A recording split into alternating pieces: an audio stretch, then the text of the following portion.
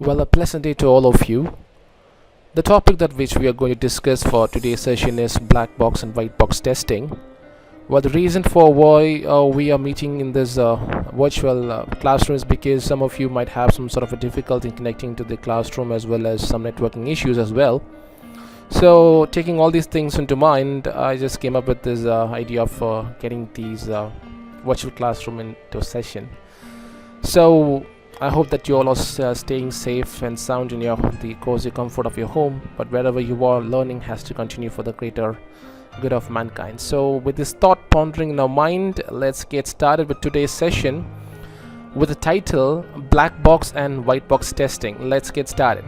Now, the agenda for today's session, we are going to look into the introductory part of white box as well as black box testing. And under white box testing, we have some subheadings like condition testing, loop testing, basis path testing.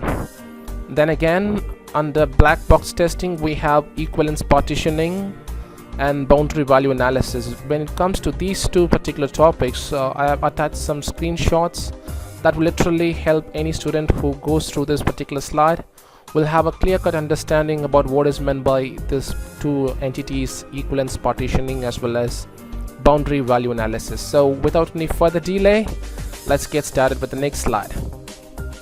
Now, what do you mean by black box testing? As the word suggests, it is nothing but an external view or an external testing. Now, to put it across to you all in any layman can understand this particular title, I would say that you have a bike and the bike has two wheels, suspensions and so on. The moment when you accelerate, the bike should move forward. Okay, that is meant by black boxes. What are we testing here is whenever a user or a person who is riding a bike, when he accelerates, the bike should move forward. That is nothing but black box testing. So let us go through it. Utilized for testing the functionality of a software, and some of the things which are associated with black box testing is correct input, correct output. And black box testing obviously focuses on functions, operations, external interfaces, external data and information. In terms of white box testing, it is called as the internal view, right? The procedural details get tested. What do you mean by procedural detail? The procedural detail means the components that which make up the software. Is it working just fine or not? Simple as it is. For example, a component is nothing but the smallest basic unit of a software. Simple as it is. That should work properly. That is what white box testing is all about. You simple like a person who goes to a doctor, he or she has an ailment, and the doctor does some sort of a test like probing some questions like how do you feel? Do you have a headache, or do you have some sort of a phlegm in your lungs, or what is happening with your body right now? So based on that probing question, the physician prescribes a small some medicines, and like for some common cold or flu, influenza and so on, and the person who takes up the medicine feels much better after a couple of days and some obviously bed rest. So that is what white box testing is all about. The internal structure, the logical parts, the control flows, data flows, as well as the internal data structure loops are getting tested in terms of white box testing. Therefore, it is called as glass box testing or internal view testing.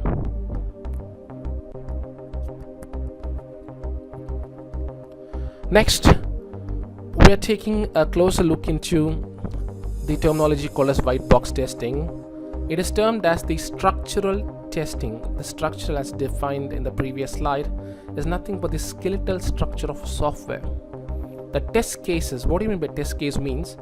For example, if I want to test a particular motor vehicle, let's say for an example of a bike, what do? I check for the engine, the battery, there is a sufficient amount of air pressure on both the wheels, the front and the back, and if I accelerate, the bike should go forward. Simple as it is.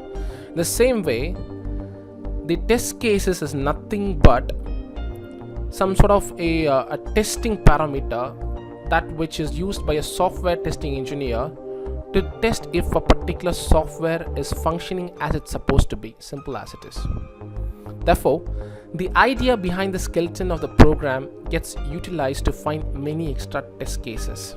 For example, in a human body, let's take the respiratory system. The function of the respiratory system obviously to inhale and exhale and pump out the bad air from the body and inhale some good oxygen so that the human being can function properly without any sort of an issue. So the last point, to demonstrate all the statements of a program, is the absolute aim of this white box testing.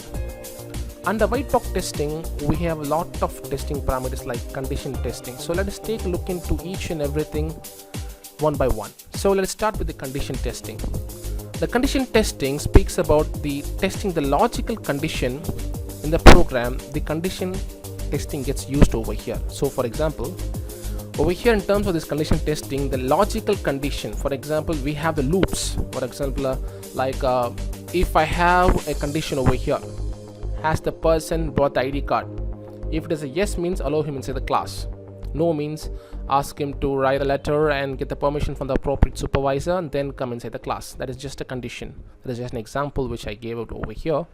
Now, the logical condition may be Boolean or relational expression. What do you mean by Boolean? Boolean means just some sort of a true or a false nature and operator, and a relational expression is something that which takes out whether it is yes or a no.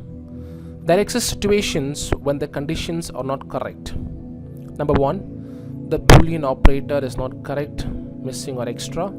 The Boolean variable is incorrect, and the Boolean parenthesis may be missing, incorrect or extra. Error in relational operators and error in arithmetic operators. Now the operators, we might have come across this terminology operator in a C programming language subjects.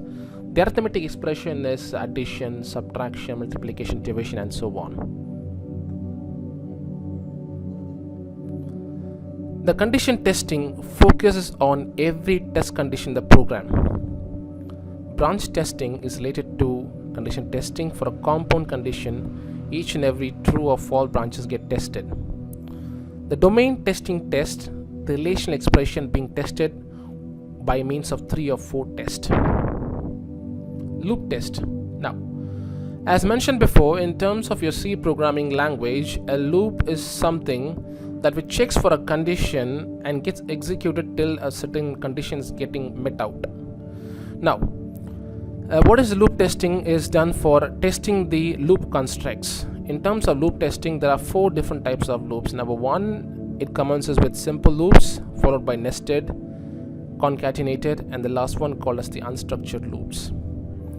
In terms of simple loops, let's take a look into it. The test is performed for n number of classes. If n is equal to 0, 1 and 2, 0 means skip the loop altogether. There are certain conditions. If it is a 0 means, then I need not go into the loop altogether. Then number 1 means pass 1 through the loop and check if it is tested.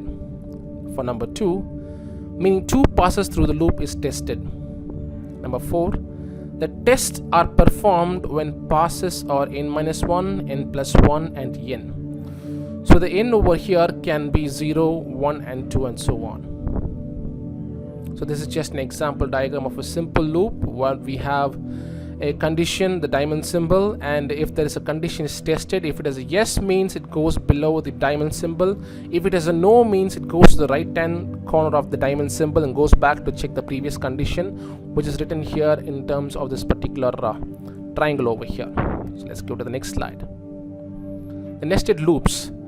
The following takes place in terms of the nested loops. The testing takes place from the innermost loop. In the same time, set all of the loops to a minimum value. So what we are understanding from this particular statement is there are different types of nested, means one after the other, one within the other. So the innermost loop, the first primary condition is met out over here, followed by the rest of the conditions. The simple loop test for the innermost loop gets executed as mentioned before. Conduct the loop testing for the next loop by keeping the outer loops at minimum values and other nested loops at some specified value. The testing process and procedure gets continued until all loops have been tested. So what it means by this particular statement is we have certain loops which are present one within the other.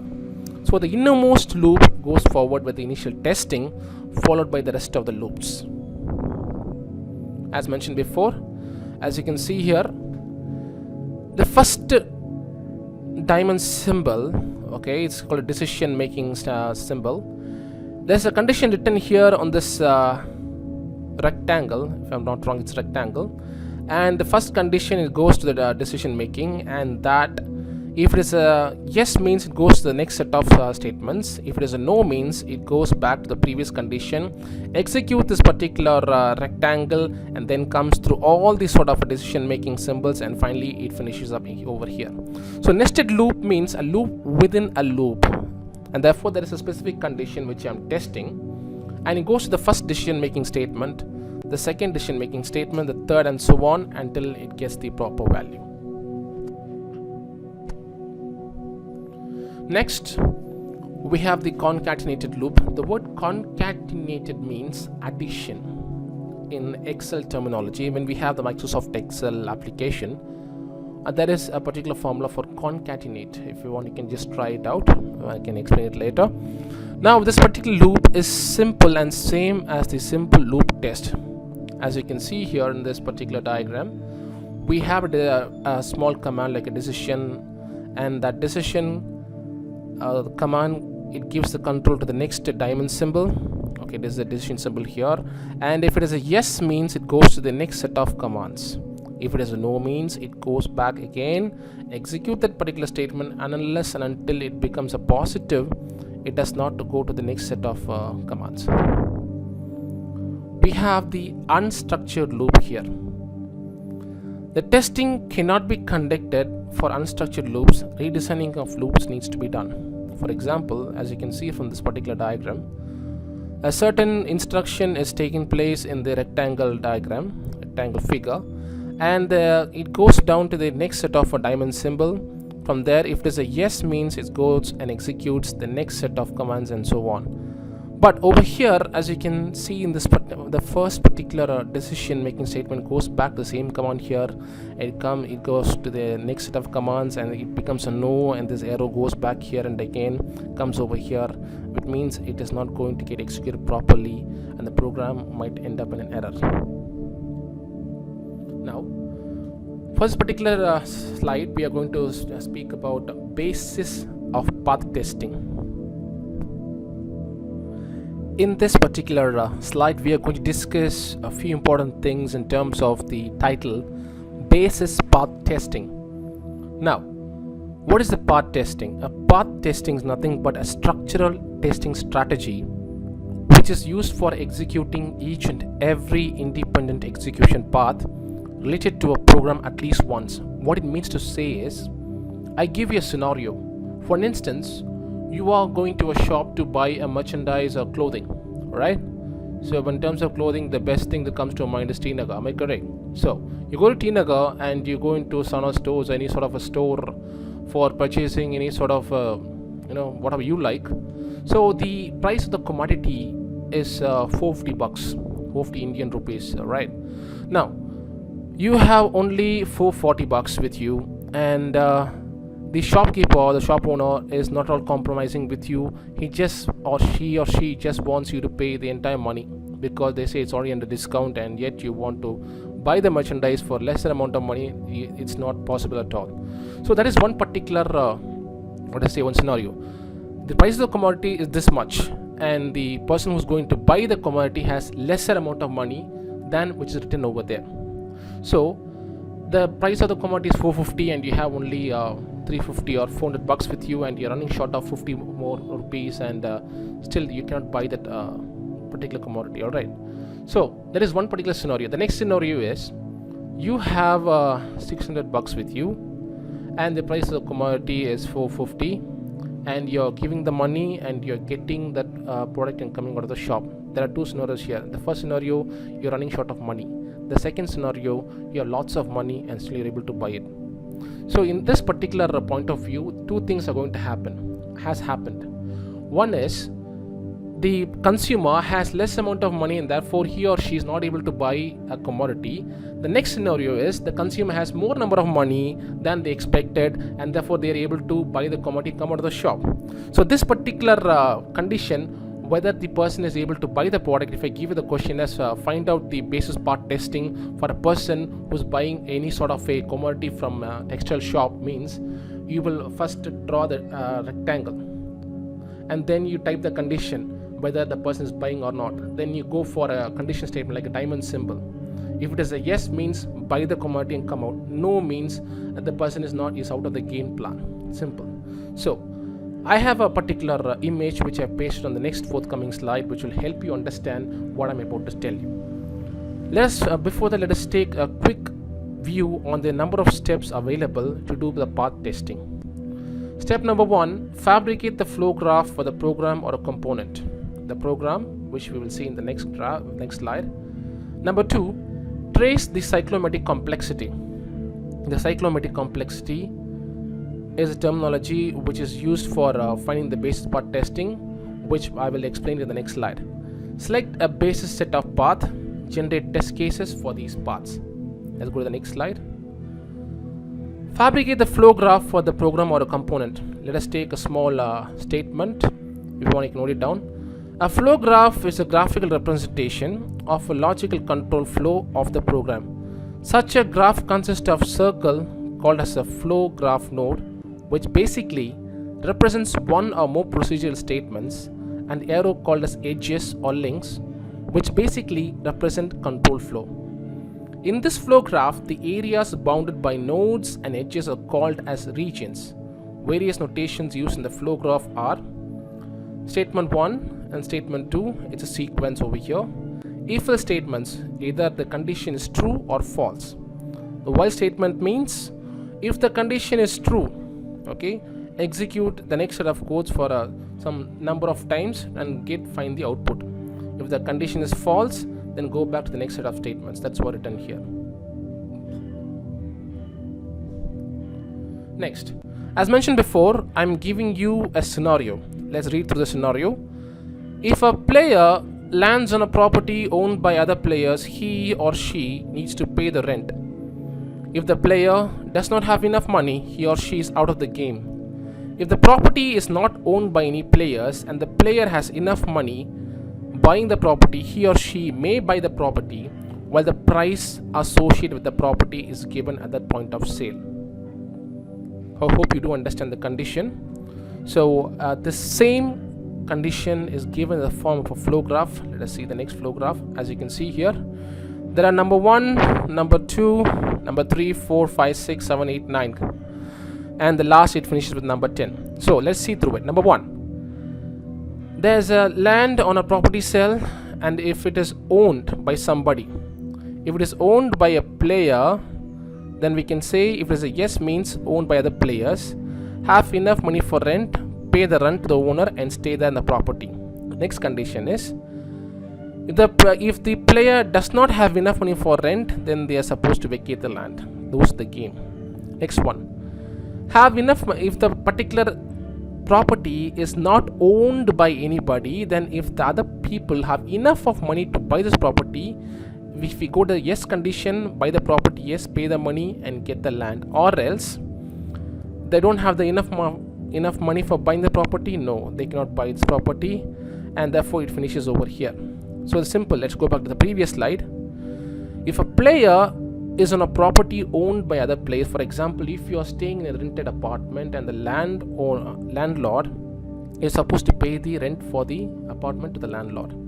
If the person staying inside the apartment does not have enough of money to pay the rent, definitely you will get asked to vacate from that apartment. And if the particular apartment is for sale, and if the person who is renting that apartment has enough of money, he or she can buy the apartment provided they like the apartment completely. That is what is given here. So the scenario is you are staying in an apartment, and if you have the money to pay the monthly rent, definitely you can stay inside the apartment. If you don't have the money, you'll get asked to vacate. And if you have a lot of money and that particular apartment is up for sale, definitely you can buy it if you want. So these are some of the circumstances, and let us read the next set of words over here. Trace the cyclomatic complexity.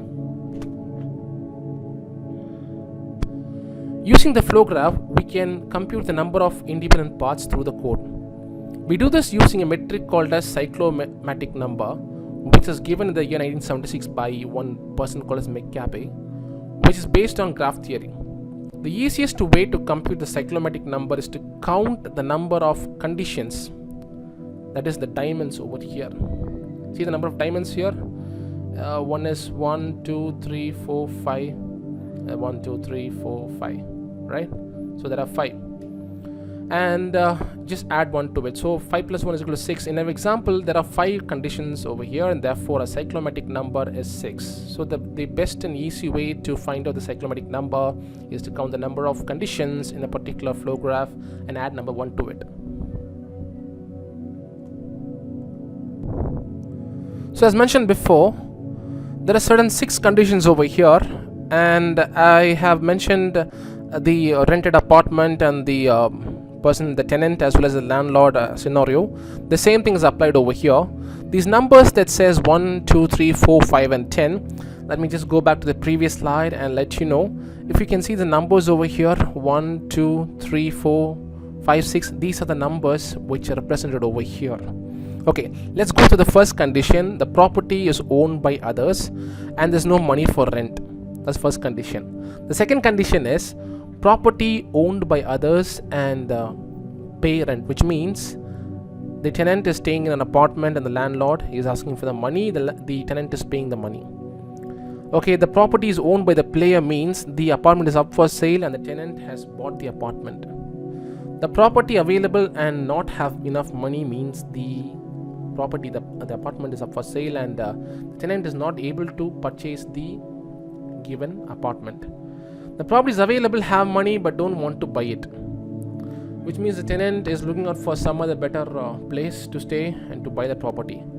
The property available, have money and buy it, which means that the tenant is looking out for an option to buy the apartment where he or she is staying, and provided they have the appropriate money to buy the apartment. So these are some of these 6 conditions, and the cyclomatic complexity is calculated to be number 6, and these are the path which is taken by certain test strategies by 1, 2, 3, 4, 5 and 10 with the numbers representing the flow graph, like this is for your example.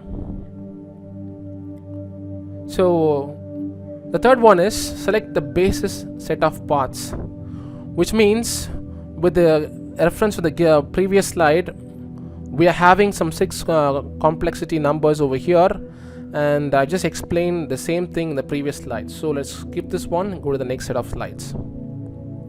So generate test cases for these paths. After computing the cyclomatic complexity and finding the independent basis paths, which means the path independent basis path is numbers 1, 2, 3 up to 6. The test cases can be executed for these paths. The format for test cases is test case ID, test case name, test case description, which is filled out by the test case writer or the software testing engineer, the steps which are taken, the steps, expected actual test result, everything and so on, the priority and the defect severity.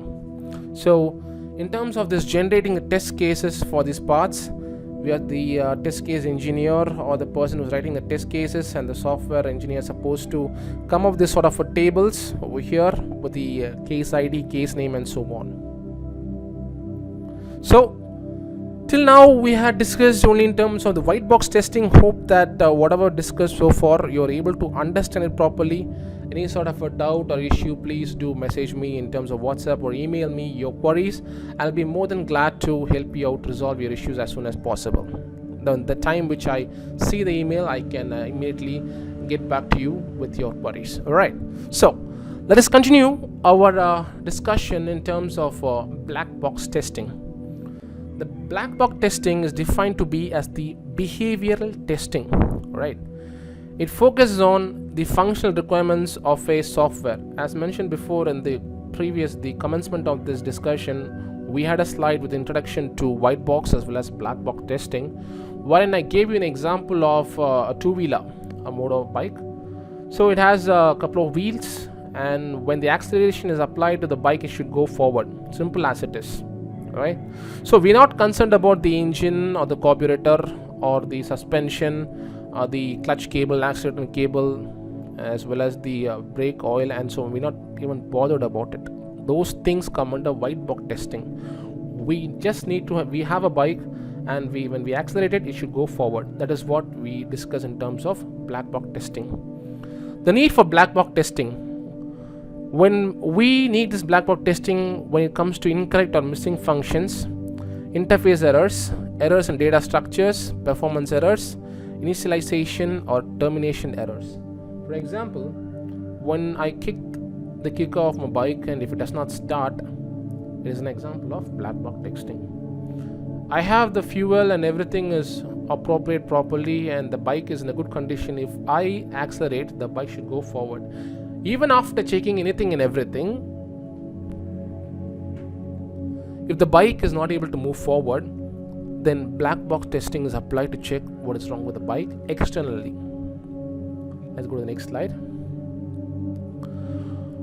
The two subheadings called as equivalence partitioning as well as boundary value analysis is getting discussed over here.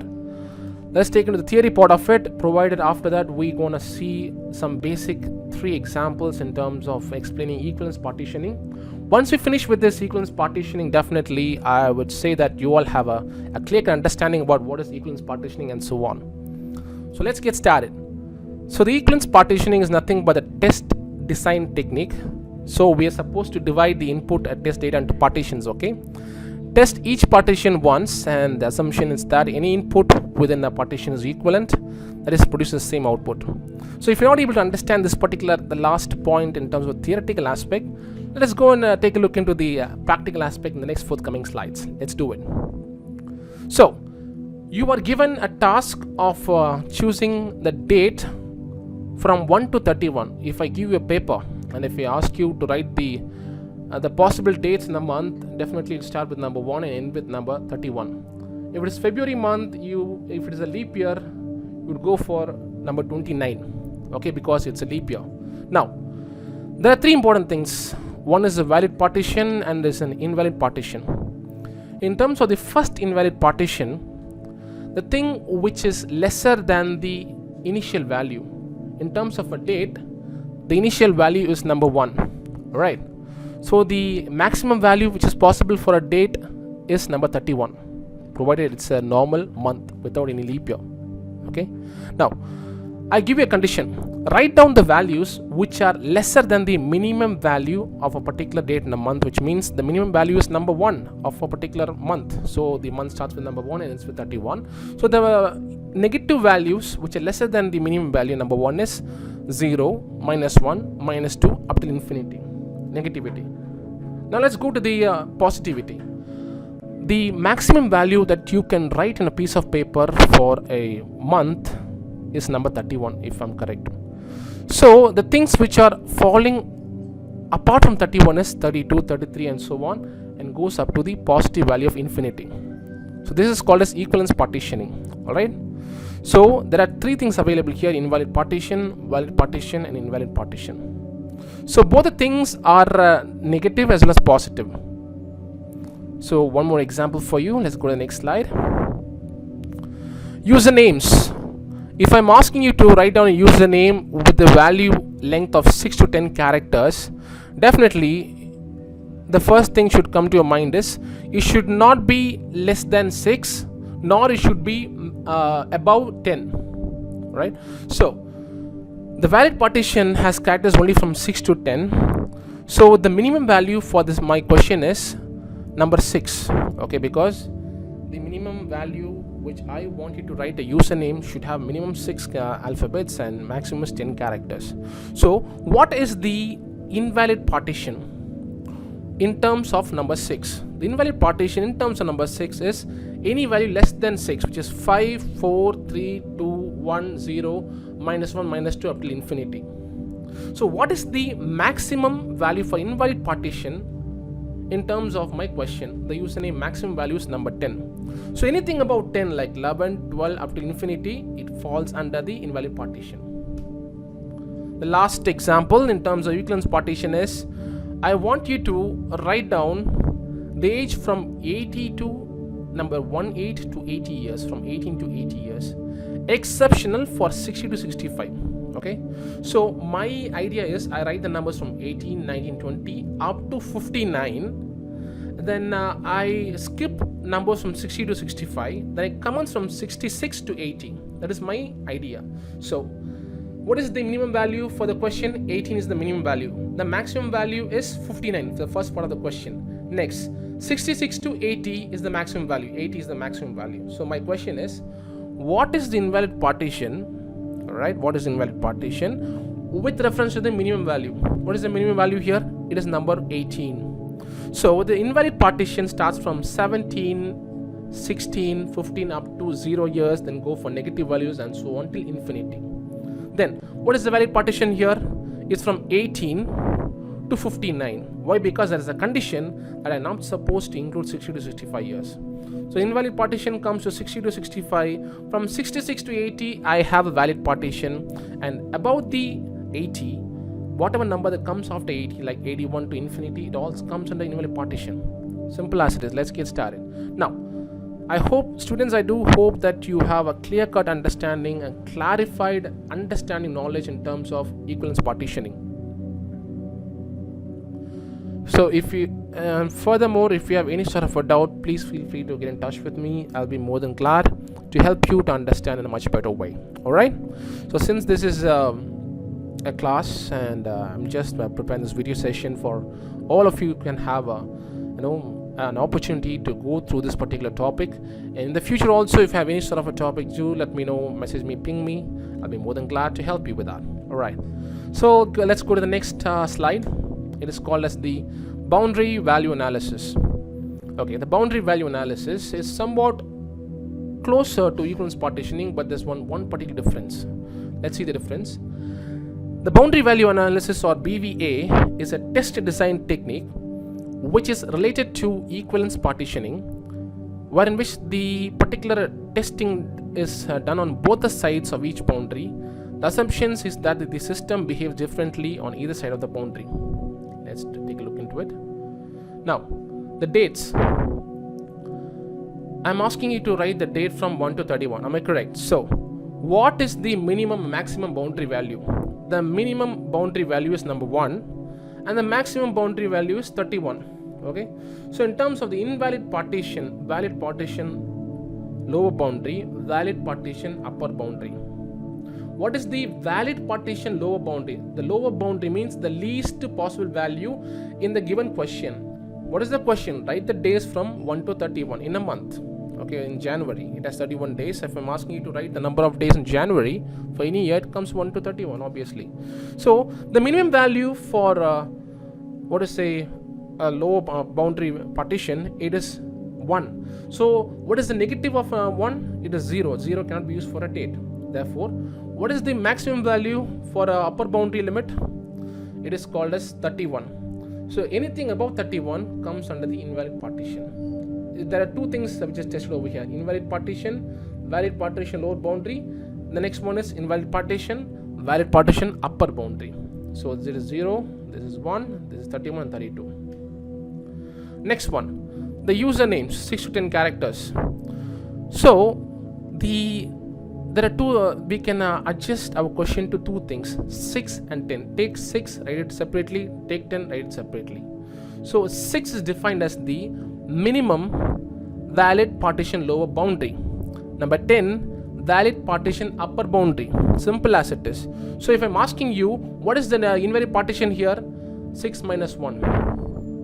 It is 5. So what is the upper limit? 10 plus 1, 11 characters. That is what is written here. So the same thing applies for floating point values and so on. So we had right from the beginning, we had discussed about white box and black box testing. In terms of white box testing, we discussed a lot of things like loops, concatenation, unstructured loops and so on, and we had discussed about basis part testing. We have a small diagram and example of a tenant and a landlord, and we had discussed about black box testing, and we are speaking about equivalence partitioning as well as boundary value analysis. So with this particular last slide, we come to the conclusion and the end of our video lecturing series in terms of white box and black box testing. And if you have any sort of a doubt or any issues that might conjure up in your mind, please feel free to shoot an email to me or message me in WhatsApp. I'll be more than glad to work on your query and get back to you with the resolution. So that's all from me, and you take care, stay safe from corona, stay safe in your home, and thank you once again, and see you all after a couple of months. Take care, God bless, good night.